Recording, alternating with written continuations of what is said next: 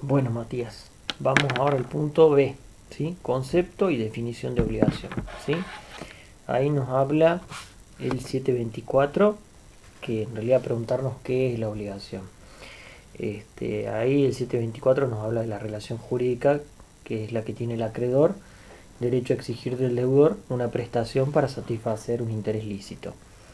Vélez en su Código Civil no lo definió. Dice que en Roma una obligación era un vínculo que constreñía a una persona a hacer algo a favor de otra. Justiniano decía que la obligación era el vínculo que apremiaba al deudor. Paulo decía que era la esencia de la obligación, no consistía en hacernos adquirir alguna cosa o una servidumbre, es decir, era sobre la persona. En el siglo XIX, la obligación era ligar o atar al deudor que debía realizar una conducta a favor del acreedor.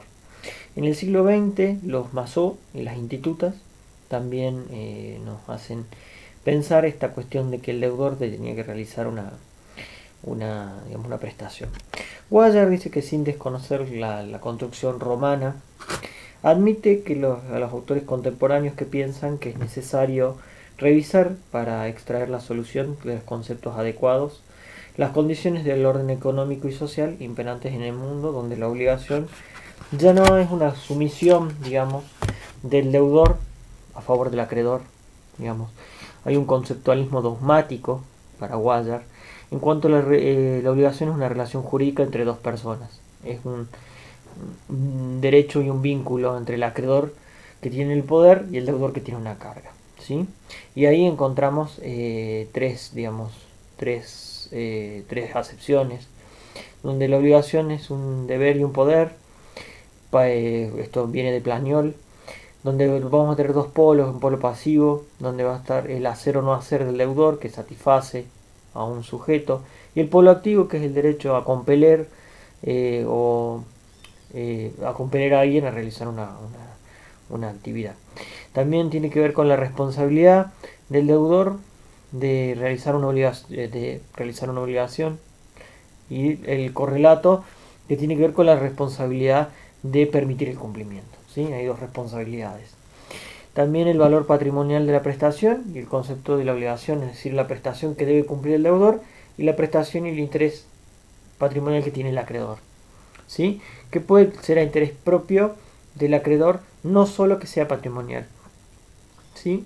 Hay una discusión acá que se plantea entre los autores si necesariamente hay un interés patrimonial, si tiene que estar presente o no el interés patrimonial, que después lo vamos a ir desarrollando un poquito más eh, dentro de la unidad.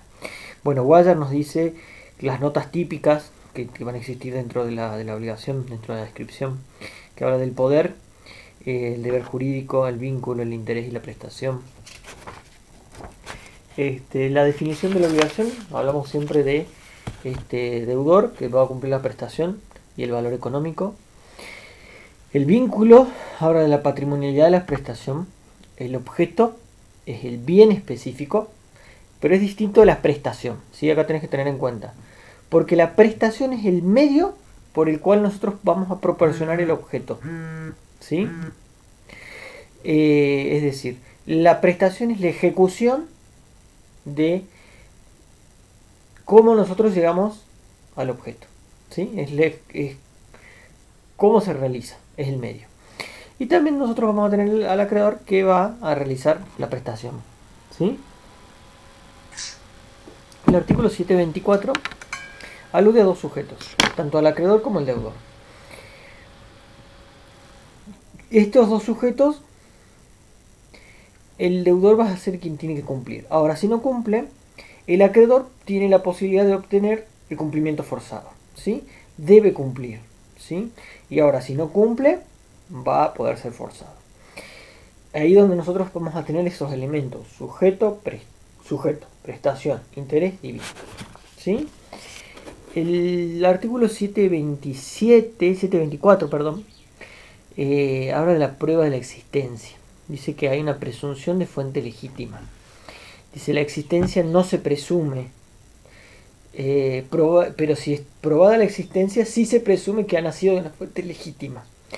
Y ahí es donde nosotros debemos probar lo contrario, ¿sí?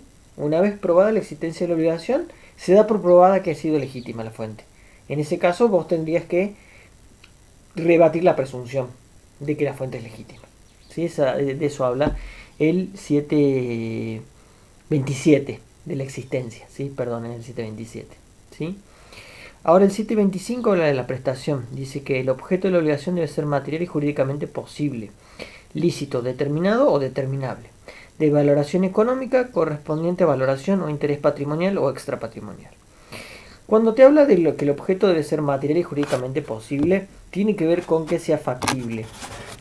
Todos los autores hablan de que se pueda realizar, que pueda ser materialmente posible, que el régimen normativo te va a exigir y te va a dar ejemplos de tocar el cielo con las manos. Ese es un clásico ejemplo que ya viene del Código Civil. La prestación siempre tiene que ser lícita y eso te habla del 279. Los hechos no pueden ser imposibles o prohibidos por la normativa. Acá tienen que ser moralmente aceptables, no pueden ser contrarios a las buenas costumbres, al orden público, lesivos de derechos ajenos a la dignidad humana. La prestación tiene que ser determinable o determinada. Y aquí tenés los requisitos del artículo 1005, 1006, 1007.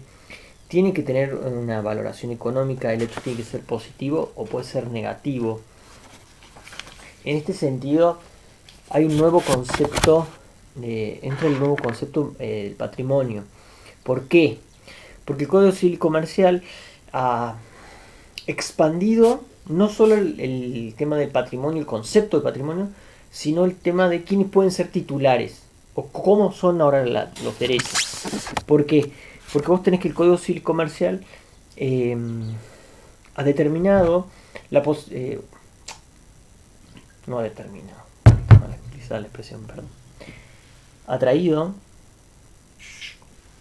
elementos y cuestiones que tienen que ver con la constitucionalización del derecho privado. ¿Sí? Vamos por ahí. Entonces, ¿qué es lo que hace? Trajo los derechos de incidencia colectiva. Entonces vamos a ver que nosotros como personas tenemos derechos individuales y derechos de incidencia colectiva. ¿Sí? Los derechos individuales, los mismos derechos que tenemos siempre. Los derechos reales, los derechos obligacionales, los derechos intelectuales. Y sumó los derechos de incidencia colectiva, esos derechos colectivos te los trajo. ¿Sí? Entonces vos en tu patrimonio tenés el derecho real, por ejemplo, de esta lapicera o del celular. Pero a su vez tenés los derechos colectivos ahora. Los derechos al medio ambiente. Ahí tenés un ejemplo fácil de acordarte. Que también integran tu patrimonio. ¿Entendés? Entonces como que el patrimonio se infló. ¡Blup! Hizo. Entonces ahora tenés otros también derechos. Que pueden estar sujetos a obligaciones también. ¿Sí? Entonces es como que se te expandió. Y eso hace también que se te complique un poquito la definición de tu patrimonio. ¿Sí? Bien. Déjame que me ubique un poquito en el programa. Vamos a seguir el programa si vos también te sirve para no perderte. ¿Sí? De eso habla el artículo 15, titularidad de los derechos. ¿Sí? Personas que son titulares de derechos, los bienes que integran el patrimonio, derechos individuales, derechos individuales sobre el propio cuerpo, los bienes de las comunidades, los bienes comunitarios, los bienes de incidencia colectiva. ¿Sí? Artículo 16, bienes y cosas. Los derechos individuales pueden recaer sobre bienes susceptibles de valor económico, bienes materiales son cosas, los bienes aplicables a las cosas aplican a la energía. El artículo 17, derechos sobre los cuerpos humanos. Los derechos sobre los cuerpos humanos, sus cuerpos no tienen valor sino afectivo, terapéutico, científico, humano y social, solo pueden ser disponibles por su titular. Ahí hablamos de una protección jurídica. ¿Pueden disponerse? Esa es la pregunta sobre el artículo 17. ¿Vos podés disponer sobre los propios bienes? ¿Cuál sería la condición? Dice que está condicionado a la satisfacción de otros valores de naturaleza extrapatrimonial. Ese es el punto del artículo 17, es decir, los derechos sobre el cuerpo humano. ¿Podrías disponer vos en una obligación? Y dice, sí, pero hay una condición. ¿Cuál sería? La satisfacción de los valores extrapatrimoniales. Ahora, el material genético, si es disponible o no, bueno, eso está sujeto a regulación. ¿Por qué? Porque podría darse la posibilidad de realizarse obligaciones sobre el material genético. Pero el problema es que todavía no hay ninguna regulación. Y vamos a estar a la regulación general, si nosotros estamos ante material genético. Y hay un fallo que nosotros estudiamos perdón, en Derecho Privado, Privado 1, de Atavira Murillo, el fallo. Después, si querés, te lo comparto. Atavira Murillo mantiene la postura de que el material genético es un bien propio, ¿sí? Y sería disponible por la parte. Entonces ahí no sé si es o no discutible si el material genético es un bien propio. ¿Sí? Entonces, como que si es de susceptible apreciación pecuniaria, creo que no. Si vos me decís, a mí, mi opinión personal. Habría que ver cuál es la posición de la doctora Amador y cuál es la posición de la doctora Márquez. Es un tema muy discutible y muy polémico, y habría que ver cuál es tu opinión. Matías, no sé. Yo no entraría en discusión con los profes. Diría que es un tema polémico directamente. Y bueno, el derecho de las comunidades. Ahí tenés el artículo 18. Posesión y propiedad, dice el 18. Es un artículo complejo, donde les da la propiedad y la posesión. Y ¿qué es lo que hace el 18? Una protección, porque por las asimetrías que se han dado históricamente en cuanto a la protección, siempre se ha protegido el derecho individual de los sujetos más que al derecho comunitario, y les da ciertos privilegios a las comunidades aborígenes, y así se ha expandido, digamos, la protección. Después te quedan las obligaciones como acepciones impropias. Waller te da 5 ejemplos. Tenés obligaciones impropias llamadas por el lado pasivo y por el lado activo, considerados aisladamente. Después te da obligación como todo sometimiento a otro. La obligación como un contrato, como un gravamen real, como un privilegio, y como títulos valores dentro de los deventures. ¿Sí? Esas son las acepciones impropias que tenés en el punto 5 de este tema B. Y después tenés la importancia del derecho a las obligaciones. En la importancia del derecho a las obligaciones te van a hablar los autores que la obligación es un instrumento para la consecución de los fines individuales y sociales. Tienen siempre una finalidad económica y social muy importante, porque con la obligación vos comprás y vendés, digamos, sería la base de la sociedad y la negociación. Es lo que te permite cooperar entre personas, posibilitan que las personas efectuar actividades de cooperación social aptos para satisfacer los intereses que tienen, posibilita el intercambio y la distribución de los bienes y la comercialización de bienes y servicios. Lo que me ha quedado bastante, y es bastante importante que vos destaques, cuando hablas, si dentro de la definición de obligación, el concepto, es necesario el interés extrapatrimonial. Si dentro de la definición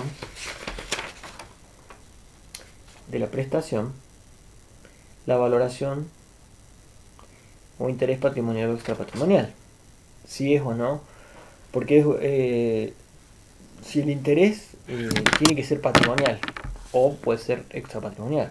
Ahí yo entiendo que pueden ser las dos. El interés puede ser extrapatrimonial o patrimonial. En ese caso, si vos te fijas, el interés que tiene el acreedor puede ser patrimonial o extrapatrimonial. Entiendo yo, vas a tener que leer un poquito más los autores. Yo entiendo que puede ser las dos cosas. ¿Por qué? Porque al deudor no le interesa. El deudor sí siempre va a ser patrimonial su interés, porque siempre va a querer ganar algo. Entiendo yo. Habría que ver qué te dice el doctor Amador o qué te dice la doctora Márquez. Es discutible. Yo entiendo que puede ser las dos cosas dentro del acreedor, ¿sí? Habría que ver qué autor te gustaría vos seguir. Lee Waller y lee Spino y tomar alguno de los dos. Eso creo que es un poquito más personal. Bueno, y ese sería el punto B. Hasta los 15 minutos. Ya te lo subo. Saludos, Mati.